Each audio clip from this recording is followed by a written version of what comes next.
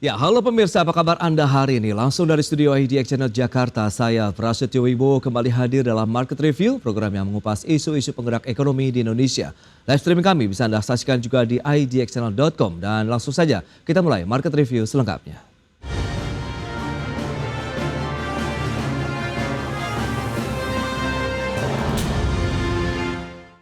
PT SDP Indonesia Ferry Persero atau SDP, operator kapal feri penyeberangan memproyeksikan akan melayani hingga 5,78 juta penumpang pada periode angkutan lebaran tahun ini. Proyeksi pergerakan penumpang tersebut akan berasal dari 8 lintasan diantaranya Merak Bakahuni, Ketapang Gilimanuk, dan Jangkar Lembar.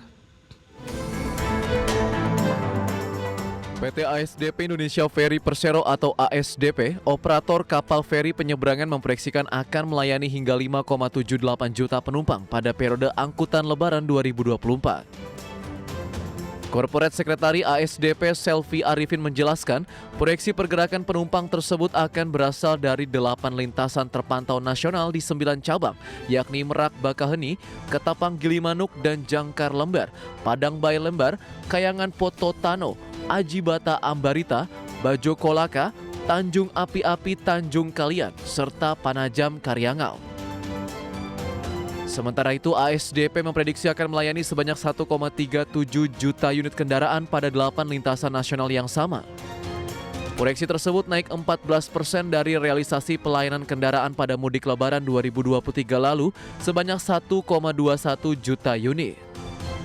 Dari sisi kesiapan alat produksi, ASDP akan mempersiapkan sebanyak total 225 armada kapal yang terdiri atas 172 miliki perseroan dan 53 lainnya milik anak usaha ASDP, yakni PT Jembatan Nusantara.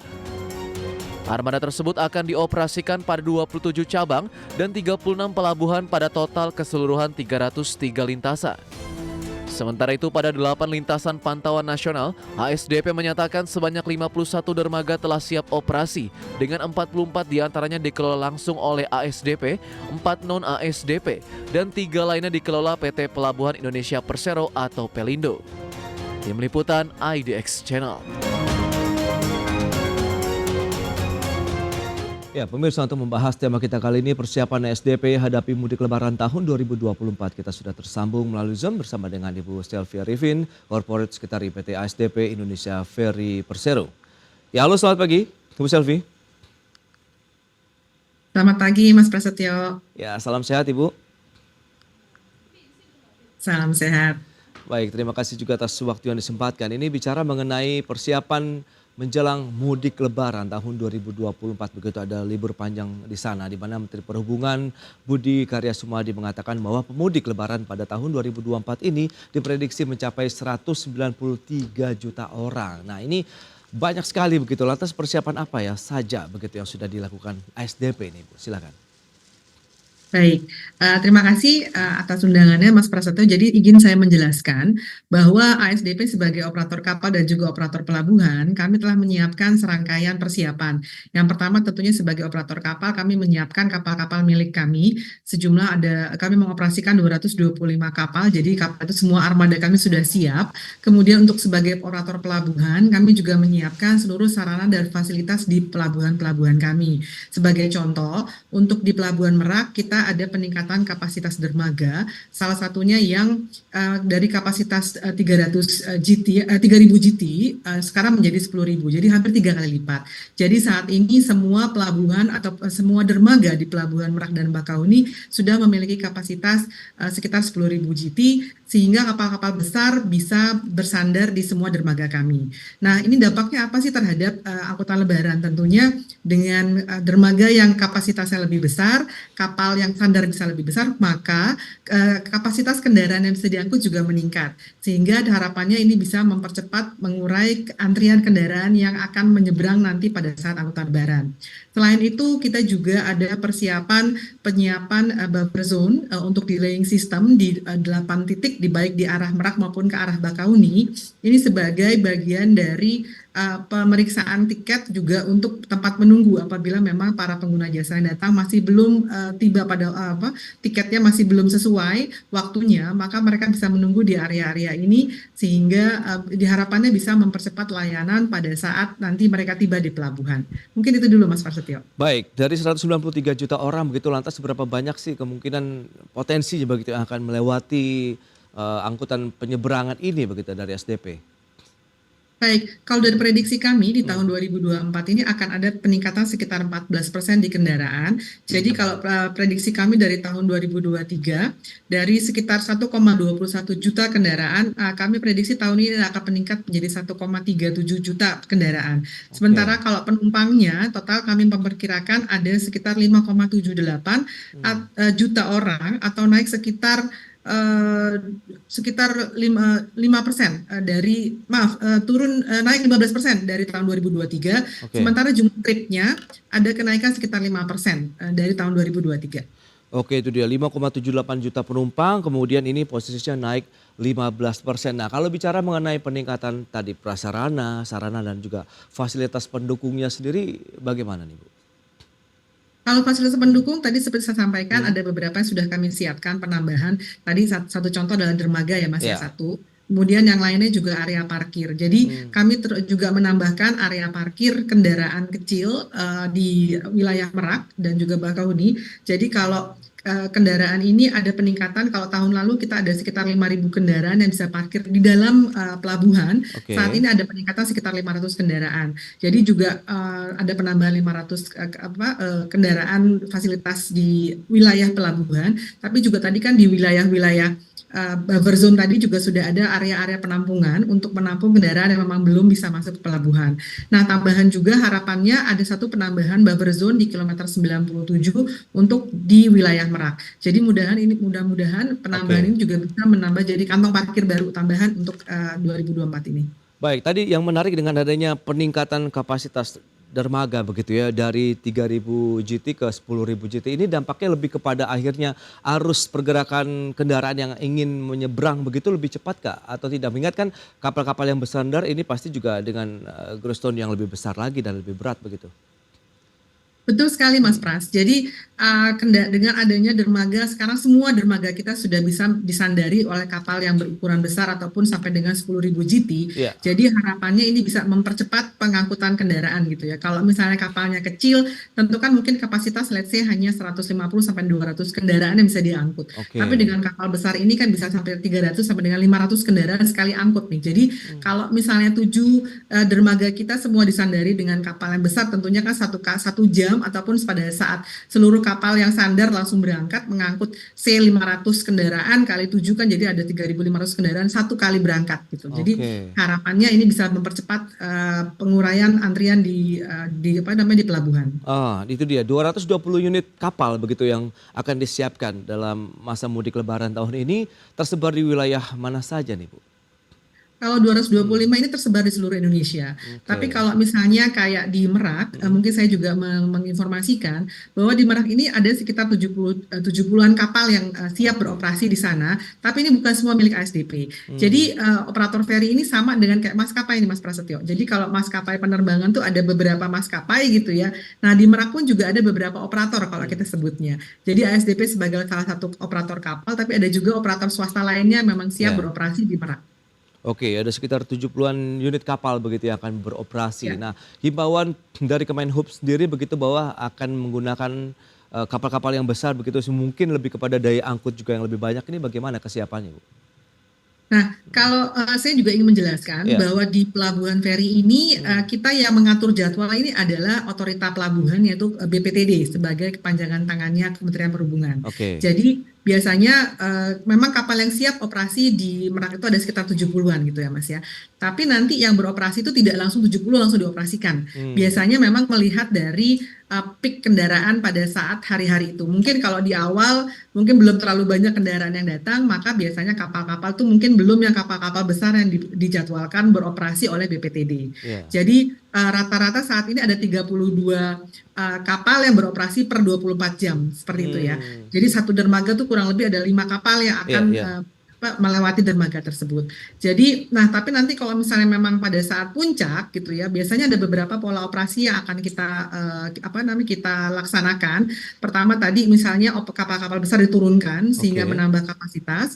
Kemudian juga ada biasanya percepatan waktu pelayanan. Jadi misalnya biasanya tuh kalau misalnya lagi sibuk, mungkin yang dari Merak diberangkatkan dari Bakahuni itu tidak mengisi nih, jadi langsung kosong langsung balik ke Merak gitu ya. Jadi itu Oke. biasanya kita ada pola operasi normal, padat dan sangat padat. Ketika sangat padat itu tadi yang percepatan, jadi berangkat isi pulang kosong nih langsung untuk mengisi lagi supaya lebih cepat penguraiannya di arus mudiknya.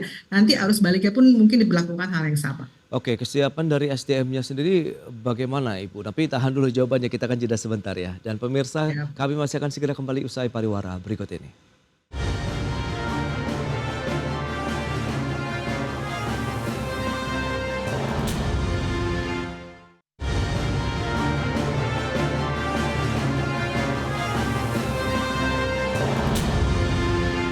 Ya, terima kasih Anda masih bergabung bersama kami dalam Market Review. Pemirsa, berikut ini kami sampaikan sejumlah data untuk Anda terkait dengan proyeksi dari angkutan lebaran khususnya SDP di tahun 2024 ini. Ya, data selengkapnya seperti yang bisa Anda saksikan, realisasi di tahun 2023 lalu tercatat 5,03 juta penumpang untuk angkutan lebaran. Kemudian target ataupun proyeksi di tahun 2024 ini naik lagi menjadi 5,78 juta penumpang. Jadi memang ada peningkatan untuk jumlah penumpang yang akan melakukan penyeberangan begitu ya antar pulau. Berikutnya, upaya peningkatan prasarana sarana dari SDP meningkatkan kapasitas dermaga 2 pelabuhan Merak dari 3.000 gross ton menjadi 10.000 GT. Kemudian menyediakan travelator pada jembatan akses menuju dermaga reguler Merak dan menyediakan 16 unit dermaga dengan tambahan terdiri dari 3 dermaga di Pelabuhan Ciwandan, 1 dermaga di Pelabuhan Indah Kiat, kemudian 5 dermaga di Pelabuhan Bandar Bakau Jaya. Selanjutnya, untuk meningkatkan dermaga ponton yang ada di Pelabuhan Gilimanuk menjadi dermaga movable bridge. Dan pengerukan kedalaman dermaga landing craft machine di Pelabuhan Gilimanuk. Baik, kita lanjutkan kembali perbincangan bersama dengan Ibu Selvi Arifin. Baik, Ibu Selvi, kita akan lanjutkan kembali. Tadi beberapa data sudah disampaikan, beberapa peningkatan prasarana ini menarik. Kemudian di dalam pelabuhannya selain tadi ada penambahan dari kapasitas dermaga, kemudian tadi ada travelator. Ini seperti apa nih fungsinya? Oke, baik. Ini memang kami khususkan untuk peningkatan pelayanan pada penumpang pejalan kaki. Oke. Jadi memang sebenarnya pejalan kaki itu jumlahnya tidak terlalu banyak, tapi pada saat mudik tentunya akan meningkat, ada terjadi peningkatan. Dan kami ingin menambah kenyamanan untuk para pengguna jasa kami. Kenapa kami membuat travelator? Kalau travelator itu kan untuk para pemudik yang membawa barang itu akan lebih nyaman kalau memang mereka membawa koper yang sudah dengan roda gitu. Jadi tidak perlu naik tangga, tapi memang sudah lebih nyaman karena travelator itu kan lebih landai, seperti itu ya Mas ya. Jadi harapannya ini bisa menambah kenyamanan dan juga rasa nyaman pada pengguna jasa. Baik, kemudian tadi ada 16 unit dermaga tambahan. Nah, ini apakah fungsinya untuk pengangkutan juga penumpang, kendaraan atau untuk hal lain nih? Oke, untuk dermaga perbantuan ini sudah disiapkan oleh Kementerian Perhubungan, memang kerjasama dengan kami. Jadi saat ini ada penambahan di 3 dermaga di Ciwandan, itu dikhususkan untuk kendaraan roda 2 juga untuk kendaraan logistik yang memang pada saat lebaran nanti kan biasanya ada pembatasan kendaraan logistik. Betul. Tapi untuk kendaraan logistik yang sifatnya diperbolehkan kayak sembako dan kebutuhan pokok lainnya, itu masih diperbolehkan untuk golongan kendaraan 6B. Ataupun mungkin truk sedang itu akan diarahkan ke Ciwandan. Sementara untuk truk besar seperti yang Sumbu 3 itu kalau memang masih ada yang berjalan itu akan diarahkan ke dermaga BBJ, ke pelabuhan BBJ. Sementara untuk dermaga Indah Kiat saat ini kita siapkan untuk penampungan tambahan, tapi itu juga akan disiapkan untuk kendaraan logistik. Jadi kalau untuk kendaraan pribadi juga misalnya kendaraan bis pribadi untuk ke penumpang itu akan semua diarahkan ke Pelabuhan Merak dan juga arus baliknya dari Bakahuni. Sementara roda 2 di Ciwandan dan kendaraan logistik Ciwandan serta BBJ. Oke. Mungkin itu. Kesiapan tahun ini dibandingkan dengan tahun lalu ini seperti apa? Kalau tadi kan sudah disampaikan grafisnya meningkat nih jumlah penumpangnya nih Bu. Baik, kalau saat tahun ini tentunya ada beberapa apa namanya cara bertindak yang kami berlakukan sama Iya, dengan tahun lalu. Contohnya tadi terkait dengan delaying system ya. iya, Kemudian tapi tahun ini tentunya kami juga karena jumlahnya memang cukup signifikan mhm, apa informasi dari Kementerian Perhubungan, maka kami juga sudah melakukan koordinasi dengan beberapa stakeholder terkait ya seperti misalnya pihak keamanan, kemudian TNI dan Polri, kemudian juga dengan BMKG gitu ya. Karena BMKG ini ternyata cuaca juga sangat pengaruh Mas gitu. Karena kalau bilang memang ada terjadi cuaca yang kurang baik, tentunya pelayanan akan terhambat gitu ya. Jadi kami terus berkoordinasi dengan BMKG untuk mengetahui bagaimana cuaca, kemudian juga tentunya dengan Kementerian Perhubungan sebagai regulator ataupun sebagai otorita pelabuhan. Karena biasanya nanti gini, pada saat kapal ini kapan sih boleh berlayar, kapan mereka harus tidak boleh berlayar gitu ya. oke. Itu semua nanti ditentukan oleh otorita pelabuhan di mana Mmm. di ferry itu adalah BPTD dari Kementerian Perhubungan, seperti itu. Baik, nah lantas bagaimana dengan kesiapan SDM-nya sendiri begitu untuk bagaimana menjamin kelancaran, kenyamanan juga nih pengguna, sarana ataupun moda transportasi laut ini? Oke, baik. Kalau untuk SDM tentunya SDM kami khususnya ABK kapal Iya, sudah melalui pelatihan-pelatihan mereka juga memang adalah orang-orang yang kompeten. mmm, Jadi mereka sudah kami siapkan SOP-SOP apa yang harus mereka lakukan di segala situasi. Jadi oke, harapannya semua SOP ini bisa membantu percepatan, kenyamanan dan juga keselamatan. Tentu yang keselamatan adalah yang paling pertama ya Mas ya. iya, Jadi keselamatan kemudian kenyamanan dan juga harapannya mmm, kami menghimbau juga kepada seluruh pengguna jasa apabila berada di area pelabuhan maupun di atas kapal selalu ikuti himbauan ataupun arahan petugas. Ini mmm, penting gitu ya. Karena memang yang memahami wilayah ataupun memahami area di sana adalah para petugas. betul. Jadi kami sekali lagi menghimbau kepada seluruh pengguna jasa untuk selalu mematuhi ataupun mengikuti arahan petugas. Itu dia. Menarik berikutnya nih, perkembangan dari harga tiketnya seperti apa? Tapi tahan lagi jawabannya kita bahas nanti di segmen berikutnya, Bu. Dan pemirsa tetaplah bersama kami.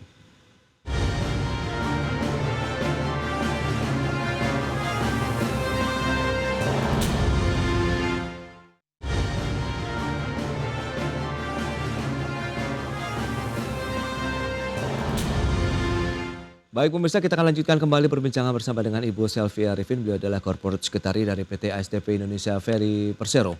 Ya, baik kita akan lanjutkan kembali. Ibu Selvi, ini terkait dengan harga tiket ini juga yang mungkin ingin diketahui masyarakat begitu khususnya pemirsa IDX Channel seperti apa perkembangan harga tiketnya saat ini? Baik, kalau perkembangan harga tiket untuk musim mudik ini tidak ada belum ada peningkatan. Oke. Karena memang peningkatan terakhir itu adalah ketika tahun lalu ada kenaikan harga BBM, maka itu akan tentunya akan berpengaruh terhadap harga tiket. Tapi untuk tahun ini belum ada sih Mas gitu, karena memang Hmm. kalau boleh diinformasikan bahwa satu-satunya transportasi yang tidak mengalami itu itu adalah penyeberangan feri ini, seperti Oke. itu. Iya ya, tapi sejauh ini sudah berapa banyak tiket yang terserap dalam artian terjual begitu ke masyarakat? Nah, saat ini yang menarik adalah mungkin begini, pertama yang saya informasikan bahwa tidak ada lagi penjualan tiket di pelabuhan, bahwa Hmm. semua tiket feri sudah harus dibeli melalui online, Oke. melalui website kami gitu ya ataupun aplikasi kami. Hmm. Tapi nah yang berita baiknya adalah dibandingkan tahun 2022 yang hanya waktu itu masih di bawah 10% yang beli tiket, tahun 2023 sudah sekitar 97% orang yang membeli tiket dan sudah memiliki tiket sampai di pelabuhan gitu ya. Hmm. Jadi tentunya harapan kami tahun ini 100% sudah memiliki tiket semuanya gitu. Kenapa kita mewajibkan semua penumpang ini bertiket sampai dengan pelabuhan? Harapannya ini Ya. juga bisa memperlancar dan mempercepat pelayanan di pelabuhan. Jadi dengan orang membeli tiket secara online, kita juga bisa memprediksi ataupun mengelola kuota ataupun kapasitas pelabuhan dan kapal. Sehingga Hmm. ini tentunya akan menjadi sebuah percepatan dan kenyamanan bagi pengguna jasa. Seperti itu, Mas. Oke, untuk tantangan di tahun ini seperti apa? Apakah akan lebih mudah karena kita sudah belajar pengalaman begitu pasca pandemi, kemudian kan orang berbondong-bondong akhirnya bisa melakukan mudik lebaran, berarti tahun ini akan lebih smooth kah atau bagaimana? Dan kebanyakan penumpang ini apakah sudah terdeteksi akan datang dari wilayah mana, terdekatkah atau ada yang lebih jauh lagi?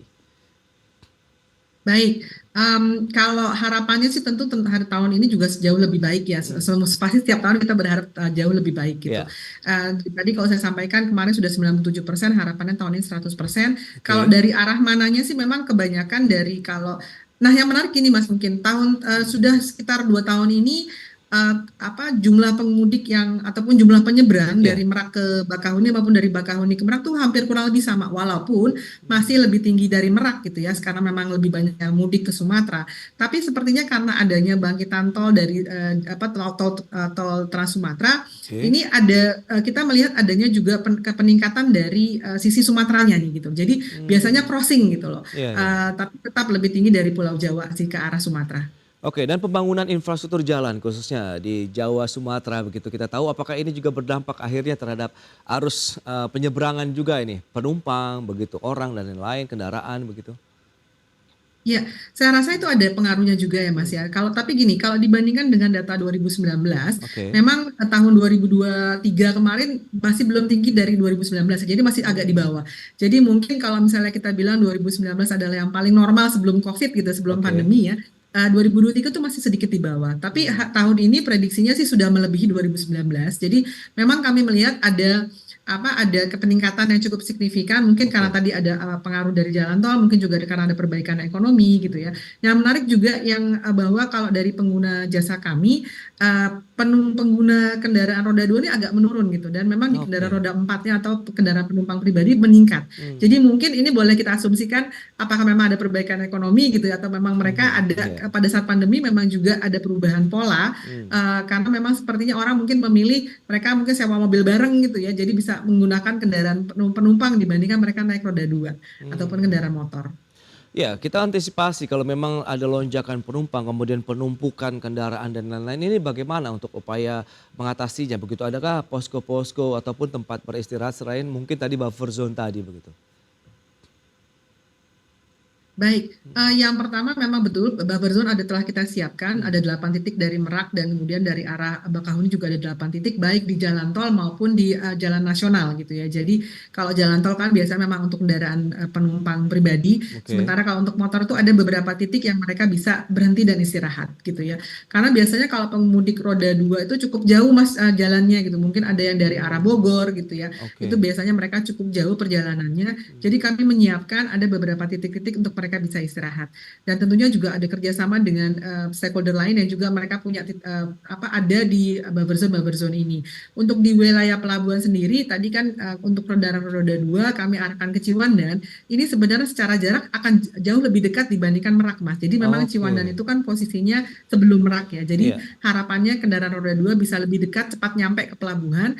Dan Hmm. di sana kami sudah siapkan beberapa tempat kayak misalnya tenda-tenda untuk mereka menunggu, ada area main anak-anak, Hmm. ada musola dan tempat-tempat lainnya, sehingga mereka bisa sambil menunggu naik ke atas kapal, mereka bisa menunggu di wilayah yang cukup nyaman. Oke, sosialisasi dari informasi bahwa kendaraan roda 4 harus kemana, roda 2 kemana, kemudian truk kemana, dan bus kemana ini sudah cukup masif tidak? Sehingga tidak ada lagi kesasar sampai Merak nih roda 2 misalnya, sehingga harus mundur lagi.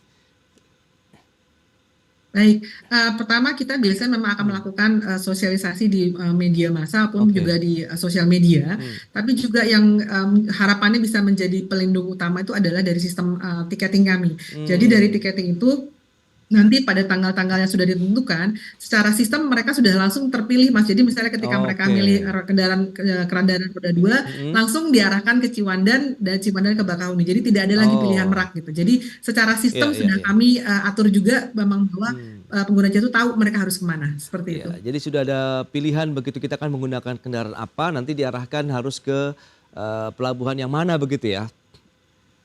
Baik, ini menarik. Nah, Betul. lantas kapan sih Bu puncak arus mudik begitu yang terjadi di kawasan atau lintasan penyeberangan ini? Apakah sama begitu yang dengan ditetapkan oleh pemerintah? Saya rasa kurang lebih sama ya Mas Hmm. ya, karena Lebaran tahun ini kan jatuh di hari Rabu dan Kamis ya. Dan kemudian kalau perkiraan kami puncaknya itu adalah di tanggal 6 dan 7, Sabtu dan Minggu. Oke. Ada mungkin dimulai dari Jumat lah. Mungkin Hmm. kayak misalnya karyawan pegawai kantoran yang memang hari kerja terakhir adalah hari Jumat, mereka Hmm. mungkin akan berangkat setelah pulang kantor. Jadi Jumat malam mungkin sudah terjadi peningkatan, Sabtu Hmm. akan lebih padat, Minggu pun akan padat. Jadi Oke. memang kami perkirakan di weekend tanggal situlah yang akan menjadi puncaknya. Baik, itu dia strategi yang sudah disampaikan begitu dari SDP untuk menghadapi musim mudik Lebaran dan juga arus balik di tahun 2024 ini. Ibu Selvi, terima kasih banyak atas waktu dan informasi yang sudah Anda sampaikan kepada pemirsa. Selamat melanjutkan aktivitas Anda kembali. Salam sehat, Ibu. Terima kasih Mas Ya. Prasetyo. Ya pemirsa, jangan beranjak dari tempat Anda karena kami masih akan kembali dengan tema menarik lainnya terkait dengan strategi menggarap pasar alat kesehatan nasional.